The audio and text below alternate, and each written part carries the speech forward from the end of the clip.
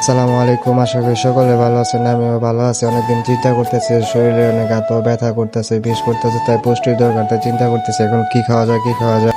তো চিন্তা করলাম যে এক কাছে হাঁসের ডিম নিয়ে এসে, হাঁসের ডিম খালি পর অনেক উপকার আছে বলে তাই হাঁসের ডিম কেনার জন্য এই দোকানে চলে আসলাম। এখন হাঁসের ডিম কিনে নিয়ে যাবো। আপনারা দেখতে থাকুন যে হাঁসের ডিমে অনেক পুষ্টিকর, আপনারা চাইলে পারো খেতে পারেন, কিনতে পারেন। তাই দেখতেছি ডিম কোনটা নিমো, কোন ভালো মন্দ বাইসা বাইসা নিতে হবে। এখন দেখা গেছে এখানে অনেক দিনের ডিম থাকতে পারে, ডিম নিলে পারে যদি পচা টচা তবে বাইসা বাইসা নিতে হবে। তাই দেখতেছি কোনটা ভালো মন্দ চেক চুক করে তারপর নিতে আসি। আপনারা যদি বাজার সদাই করেন এভাবে চেক করে আমার মতন নিতে পারেন।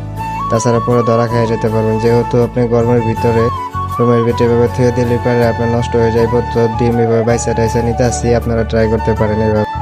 পরে ডিম আমি নিয়ে চেক চেক করে ঘুরে মুড়ে পেঁচা দিনে নিলাম। পরে ক্যাশের সামনে দিলাম, ওইতে দেখি যে পিজি আছে, দিক শাক সবজি দিয়ে বেচা কিনা করতেছে। পরে বললাম যে ভাই আমার ডিমটা বিলটা দিয়ে দেন, আমি চলে যাই বিলটা দিয়ে। পরে কইতাছে যে ভাই দাঁড়াও আমি দিতেছি। পরে একটু ফল টল করে দিয়ে নিমু কিনা। পরে ভাবলাম যে এত টাকা পয়সা নাই, আপাতত নেক্সট টাইমে আবার নিমু।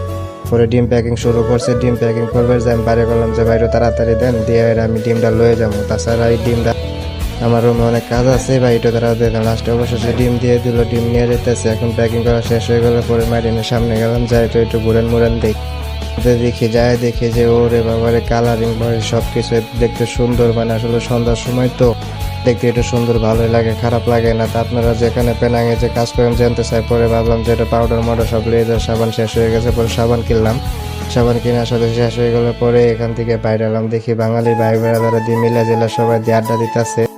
আর এই দেখেন আমাকে বাংলাদেশি দোকান পেনাঙের ভিতরে, তা আপনারা চাইলে করে নিতে পারেন। রাস্তার পাশে চলে আসলাম, দেখি যে পরে গাড়ি ঘোড়ায় তাতে সাবধানে যাইতে হবে, তাহলে পরে পরে বিপদে পড়ে যাবো। আর পরে দেখি এই পর্যন্ত শেষ হয়ে গেল। আশা করি